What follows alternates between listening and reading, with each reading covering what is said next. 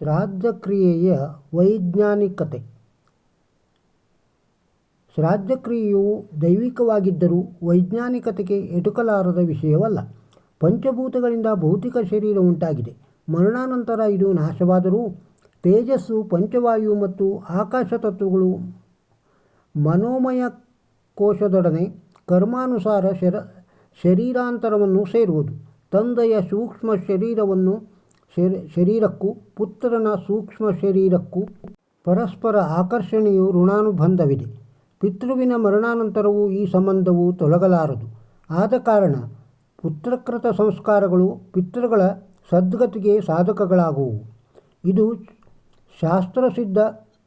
ಮೃತ ವ್ಯಕ್ತಿಯ ಸೂಕ್ಷ್ಮ ಶರೀರವು ಯಾವ ಅಜ್ಞಾತ ಯೋನಿಯಲ್ಲಿದ್ದರೂ ಆಕಾಶ ಶಬ್ದ, ವಾಯುವಿನ ಸ್ಪರ್ಶ, ತೇಜಸ್ಸಿನ ತರಂಗಗಳು ಇಲ್ಲಿಂದಲ್ಲಿಗೆ ಸದಾ ಪ್ರವಹಿಸುತ್ತಿರುವ ಕಾರಣ ಮಾಡುವ ಶ್ರಾದ್ದದಲ್ಲಿ ಕ್ರಿಯಾಶಕ್ತಿ, ಮಂತ್ರಶಕ್ತಿ, ದ್ರವ್ಯಶಕ್ತಿಗಳು ಸಮ್ಮಿಳನವಾಗಿ ಲೋಕಾಂತರದಲ್ಲಿರುವ ಪಿತೃಗಳಿಗೆ ಪಿಂಡ ತಿಲತರ್ಪಣಗಳು ರೂಪಾಂತರ ಹೊಂದಿ ಆಹಾರವಾಗಿ ಪರಿಣಮಿಸುತ್ತದೆ. ಮಾನವನ ಸೀಮಿತ ದೃಷ್ಟಿಗೆ ಇದು ಗೋಚರಿಸದಿದ್ದರೂ ಶ್ರಾದ್ದೇ ಯೋಗ ಪ್ರವರ್ತತೆ ಎಂದು ಋಷಿಗಳು ಈ ಸೂಕ್ಷ್ಮ ರಹಸ್ಯವನ್ನು ಮನಗಂಡಿದ್ದಾರೆ. ಶ್ರಾದ್ದ ಕರ್ಮದ ಉದ್ದೇಶವೇನು? ಮರಣಾನಂತರ ಜೀವಿಗೆ ತನ್ನ ಕರ್ಮಾನುಸಾರ ಸ್ವರ್ಗವೋ ನರಕವೋ ಪ್ರಾಪ್ತಿ. ಸ್ವರ್ಗವಾದರೆ ಮೋಕ್ಷ, ಪುನರ್ಜನ್ಮವಿಲ್ಲವೆಂದು ನಂಬಿಕೆ ಅವರಿಗಿದೆ. ಶ್ರಾದ್ದ ಕರ್ಮಗಳಲ್ಲಿನ ತರ್ಪಣಗಳು ಏಕೆ ಬೇಕು? ನರಕವಾದರೆ ಪಾಪದ ಫಲ ಅನುಭವಿಸಿದ ನಂತರ ಪುನರ್ಜನ್ಮ ಯಾವುದೋ ರೂಪದಲ್ಲಿ ಬೇರೆಯಲ್ಲಿಯೋ ಜನ್ಮ ಪಡೆದ ಪಿತೃಗಳಿಗೆ ನಾವು ಪಿಂಡ ಪ್ರದಾನ ಮಾಡುವುದರ ಅವಶ್ಯಕತೆ ಏನು? ದೇಹತ್ಯಾಗದ ನಂತರ ಆತ್ಮ ಪರಮಾತ್ಮನಲ್ಲಿ ಐಕ್ಯವಾದ ಮೇಲೆ ಜೀವಿಯ ಆತ್ಮಕ್ಕೆ ಪ್ರತ್ಯೇಕ ಅಸ್ತಿತ್ವವೆಲ್ಲಿದೆ? ಹೀಗಾಗಿ ಇಲ್ಲಿಯೂ ಶ್ರಾದ್ದದ ಪ್ರಮೇಯವೇನು? ಸಾಮಾನ್ಯವಾಗಿ ಆಸ್ತಿಕ ಸಮಾಜದಲ್ಲಿ ಆಸಕ್ತರಿಗೆ ಪಿತೃಶ್ರಾದ್ದಾದಿ ಕಾರ್ಯವೊಂದು ಕರ್ತವ್ಯವೆಂತಲೂ ಅದನ್ನು ಶ್ರದ್ಧೆಯಿಂದ ಮಾಡಬೇಕೆಂತಲೂ ನಂಬಿಕೆ ಇದೆ. ಇದು ಸಾರ್ಥಕ ನಂಬಿಕೆ. ತಲತಲಾಂತರದಿಂದ ಆಚರಿಸಿಕೊಂಡು ಬರುತ್ತಿದ್ದಾರೆ ಆಸ್ತಿಕ ಜನರು. ಆದರೆ ಆಚರಣೆಗಳು ನೋಡಿ ಹೀಗಳೆಯುವ, ನಿಂದೆ ಮಾಡುವ ವರ್ಗವೂ ಇದೆ. ಇದೇಕೆ ಮಾಡಬೇಕು, ಇದರಿಂದ ಏನು ಉಪಯೋಗ ಎಂದು ಹಾಸ್ಯ ಮಾಡುವ ಜನರಿಗೂ ಕೊರತೆ ಇಲ್ಲ. ಅವರಿಗೆ ಉತ್ತರಿಸುವ ಉದ್ದೇಶವೂ ನನ್ನದಲ್ಲ. ಆಸ್ತಿಕರಾದ ಜನರಿಗೆ ಅವರ ಪಿತೃಭಕ್ತಿಯ ಜೊತೆಯಲ್ಲಿ ಶ್ರದ್ಧೆ ಹೆಚ್ಚಾಗಲಿ ಎನ್ನುವ ಉದ್ದೇಶದಿಂದ ಶ್ರಾದ್ದ ಸಾಫಲ್ಯತೆಯ ಕುರಿತು ಈ ಎರಡು ಮಾತನ್ನು ಬರೆಯುತ್ತಿದ್ದೇವೆ. ಇದನ್ನು ಓದಿದ ಪಿತೃಭಕ್ತಿಪಾರಾಯಣರಾದ ಶ್ರದ್ಧಾಳುಗಳು ಇನ್ನೂ ಹೆಚ್ಚಿನ ಶ್ರದ್ಧೆಯಿಂದ ತಮ್ಮ ತಂದೆ ತಾಯಿಯರ ಮೃತತಿಥ ಅಥವಾ ಪುಣ್ಯತಿಥಿ ಆಚರಿಸೋಣ. ಪಿತೃಶ್ರಾದ್ದದ ಮುಖ್ಯ ಉದ್ದೇಶವೇನು? ಇಲ್ಲಿ ಪಿತೃವೆಂದರೆ ಯಾರು, ಯಾವುದು, ಅದೇಕೆ ಗೌರವಾನ್ವಿತ ಹಾಗೂ ಪೂಜನೀಯವಾಯಿತು? ಅದು ವ್ಯಕ್ತಿಯೇ, ದೇಹವೇ, ಶಕ್ತಿಯೇ, ತತ್ವವೇ? ಚಿಂತಿಸೋಣ. ಸಾಮಾನ್ಯವಾಗಿ ಸೂತ್ರಕಾರರ ಅಭಿಮತದಂತೆ ಪಿತೃ ಎಂಬುದು ಒಂದು ಸ್ಥಾನ, ಹುದ್ದೆ.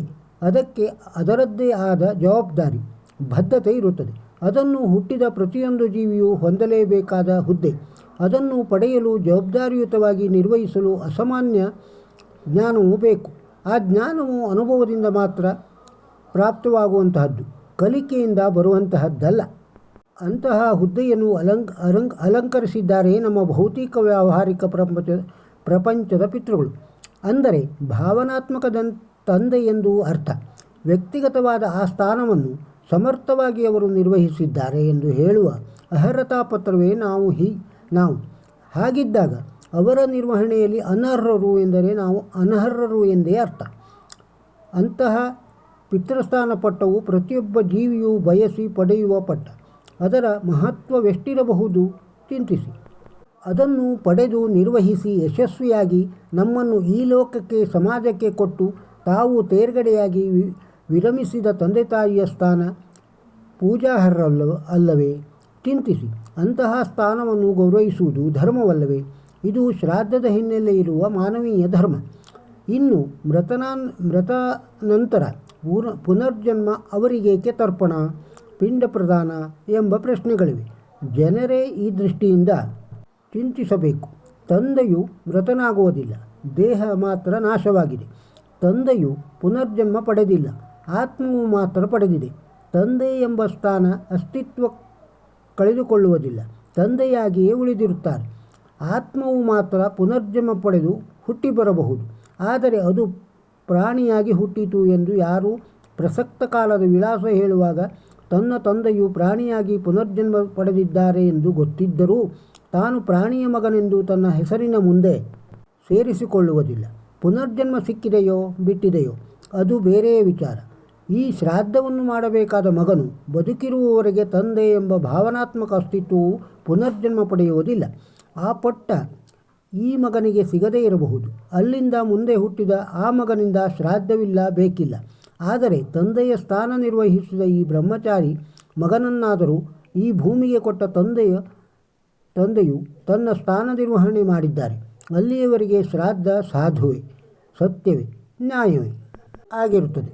ಅದು ಈ ಮಗನ ಅಸ್ತಿತ್ವವನ್ನು ಉಳಿಸಿಕೊಡುತ್ತದೆ. ನೆನಪಿರಲಿ, ಇಲ್ಲಿಯವರೆಗೆ ಪಿತೃಸ್ಥಾನ ಮತ್ತು ಮಗನ ಕರ್ತವ್ಯ ನಿರ್ವಹಣೆ ಪ್ರತಿ ಜೀವಿಯು ಒಂದೋ ತಂದೆಯಾಗಿ ಅಥವಾ ತಾಯಿಯಾಗಿ ಸಾಫಲ್ಯತೆ ಕಾಣುವ ನಮ್ಮ ಆಧ್ಯಾತ್ಮಿಕ ದೈವಿಕ ನೆಲೆಗಟ್ಟಿನ ಸಮಾಜ ಜೀವನದ ಪರಮೋನ್ನತ ಪದವಿ ತಂದೆಯ ತಾಯಿ. ಈ ಪದವಿಗಾಗಿ ಪ್ರತಿ ಜೀವಿಯು ಹಾರೈಸುತ್ತದೆ. ಅಂತಹ ಪದವಿ ಆಕಾಂಕ್ಷೆಯಾದ ಪ್ರತಿ ಜೀವಿಯು ಆ ಸ್ಥಾನವನ್ನು ಶ್ರದ್ಧೆಯಿಂದ ಗೌರವಿಸಿದರೆ ನಿಸ್ಸಂತವಾಗಿ ವಂಶ ಬೆಳೆಯುತ್ತದೆ. ಇಲ್ಲವಾದರೆ ಮುಂದೆ ಸಂತಾನ ಲಭ್ಯವಿಲ್ಲದೆ ವಂಶ ನಿಂತು ಹೋಗಬಹುದು. ಆದ್ದರಿಂದ ಶ್ರಾದ್ದ ತರ್ಪಣ ಪ್ರತಿಯೊಬ್ಬರ ಮುಖ್ಯ ಕರ್ತವ್ಯ. ಅದು ಆ ಸ್ಥಾನವನ್ನು ಗೌರವಿಸಿದಂತೆ.